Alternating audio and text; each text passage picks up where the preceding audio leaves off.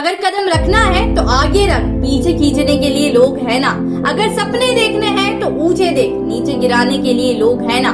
तो बच्चों आज हम लोग बात करने वाले हैं इंटायर हिंदी की कि किस तरीके से तुम लोग हिंदी को बिल्कुल अपने 5 दिनों में कंप्लीट कर पा रहे होंगे।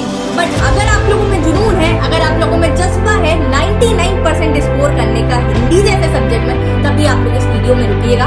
बिकॉज ये वीडियो उन्हीं बच्चों के लिए है जो खुद से जीतना चाहते हैं। बिकॉज मन के हारे हार है और मन के जीते जीत। हम खुद को ही प्रोक्रास्टिनेट करते रहते कि दीदी मुझसे नहीं होगा, मेरी हिंदी वीक है, ऐसा है वैसा है। हम इतने प्रोक्रास्टिनेट करते रहते कि हमसे चीजें नहीं हुई।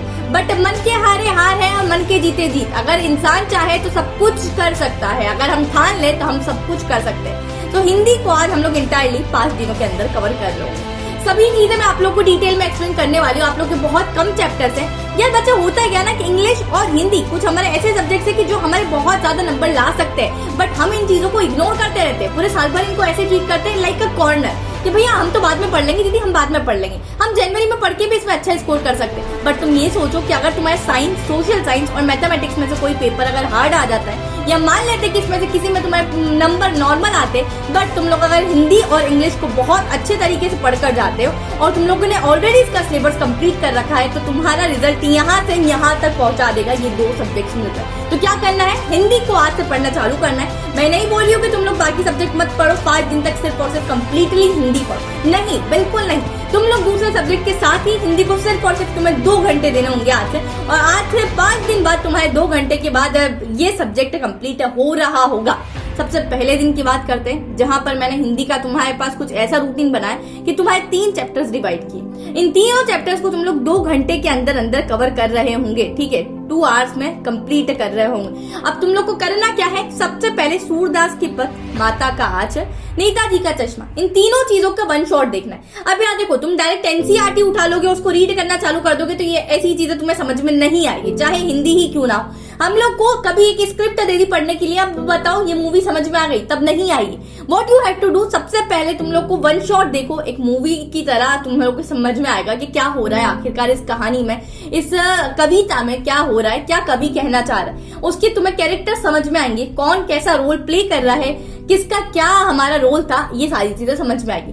तीनों चीजें कंप्लीट करने के बाद तुम लोग एनसीईआरटी उठाओ, एनसीईआरटी के क्वेश्चन सॉल्व करना चालू करो। मैं नहीं कह रही कि तुम लोग 10-10 बुक लाओ, बिल्कुल बोर्ड्स में 10 बुक पढ़ के जाओगे तभी तुम्हारा अच्छा स्कोर हो सकता है, ऐसा कहीं भी नहीं लिखा है। मुझे नहीं पता तुम्हारे पास अभी कितनी बुक है, 10 बुक है, 2 बुक है, 5 बुक है, तुम मुझे नहीं पता। बस एक वीडियो के देखने के बाद तुम्हारे पास 2 बुक होना बहुत जरूरी है 99% लाने के लिए। पहली हमारे एनसीईआरटी, बिकॉज एनसीईआरटी को जैसे ही तुम लोग 1 शॉट देखोगे तुम्हें क्वेश्चन आंसर करने आने चाहिए कि तुमने अब 1 शॉट देखा है, तुमसे किसी भी हालत में ये तरीके के क्वेश्चन आंसर होने चाहिए। दूसरी बुक जो हमारी होगी ओसवाल गुरुकुल के सैंपल पेपर, बिकॉज ये सैंपल पेपर्स डेफिनेटली तुम लोग को हेल्प करेंगे। पहली बात तो ये कि ये सैंपल पेपर्स ऐसा नहीं है कि हिंदी के लिए अलग लाओ, इंग्लिश के लिए अलग लाओ, ये एक बुक में तुम्हारे 36 सैंपल पेपर्स यहाँ कवर हो रहे होंगे। और सबसे अच्छी बात बताऊं, मैंने देखी है इसके क्वेश्चन में आप लोग एग्जाम्स में आते हुए, तो आप लोग का हिंदी कवर हो रहा है तो हिंदी के जितने सैंपल पेपर से जाओ, अभी से उठो, जाके सॉल्व करना चालू करो। 5 दिन की प्लेज है, 5 दिन में सबसे पहले हमें हिंदी कवर करना है। 6ठे दिन जो 6th डे होने वाला है उसमें तुम सैंपल पेपर्स की ही प्रैक्टिस करोगे एंड मुझे आके बताओगे कि तुम्हें कितना फर्क पड़ा है। और तुम लोग पूरी बुक को घोट पीट डालोगे, सभी सैंपल पेपर्स तुम लोग को सॉल्व करना, सभी सॉल्व भी है इसमें आप लोग के। एंड साथ ही साथ एक बहुत अच्छी चीज बता रही हूँ मैं आप लोग को कि आप लोग के पास एक QR